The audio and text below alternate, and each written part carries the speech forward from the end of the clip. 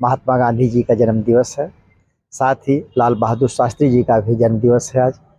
आज का दिन बहुत ही पावन है। आज के दिन हमारे दो महापुरुषों ने जन्म लिया और ये ऐसे राजनेता थे जिन्होंने राष्ट्र के निर्माण में बहुत बड़ा योगदान दिया। राष्ट्र के निर्माण और भारतीय राष्ट्रीय आंदोलन के रीढ़ की हड्डी थे बापू जी। और लाल बहादुर शास्त्री जी ने उनका हर कदम पर सहयोग किया। जब बापू ने नमक आंदोलन आरंभ किया तब भी शास्त्री जी उनके साथ कदम से कदम मिला करके चलते रहे। प्रत्येक आंदोलन में बापू जी के साथ में शास्त्री जी ने सहयोग किया। हिंदू मुस्लिम एकता के लिए बापू ने अपने प्राण तक न्यौछावर कर दिए। राष्ट्र की एकता की स्थापना के लिए इससे बड़ा उत्सर्ग और कहीं दिखाई नहीं देता है।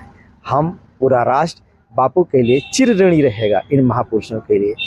ये एक विचारधारा है जो सदा जीवंत रहे। लेकिन अगर हम महात्मा गांधी जी को एक व्यक्ति के रूप में न देख के एक व्यक्तित्व के रूप में देखें तो उनको शब्दों की सीमा में बांधना बहुत मुश्किल है। गांधी जी एक प्रतीक हैं हमारे स्वतंत्रता संग्राम के। हम उनके माध्यम से उन सभी शहीदों को या स्वतंत्रता सेनानियों को अपनी भावपूर्ण श्रद्धांजलि देते हैं जिन्होंने नाम के साथ या गुमनाम रहते हुए अपने अपने तरीके से वो लड़ाई लड़ी और बलिदान किए। गांधी जी का जो एक अहिंसा का मंत्र था, तो हम इसको अगर उस वक्त की परिस्थितियों के हिसाब से समझें तो वो एक ऐसी लड़ाई लड़ रहे थे जिसके सामने का जो विपक्षी था वो ब्रिटिश साम्राज्य था, जिसके लिए कहा जाता था कि उस साम्राज्य में कभी सूरज नहीं डूबता। यानी कि एक विशाल संसाधन, विशाल सेना, शक्ति बल के सामने लड़ना, और वो खाली भारत तक सीमित नहीं था। विश्व के विभिन्न हिस्सों में ब्रिटिश उपनिवेश के रूप में वहाँ पे ब्रिटिश राज चल रहा था। वहाँ से सैन्य शक्तियाँ दूसरी जगह भेजी जाती थीं। तो इसीलिए उन्होंने जो अहिंसा का मंत्र दिया उसका सामने रखने का उद्देश्य यही था कि अगर हम सैन्य बल के हिसाब से चलेंगे तो हम सभी इतने संगठित होकर एक ऐसे विशाल साम्राज्य से नहीं लड़ सकते। और ये हम लोग सब जानते हैं कि उस दौर में अहिंसा का भी, और कुछ लोगों ने ये कहा कि नहीं, हम अपने तरीके से चीज़ों को सामने रखेंगे, और उसमें उन्होंने कुछ शक्ति प्रदर्शन भी किया।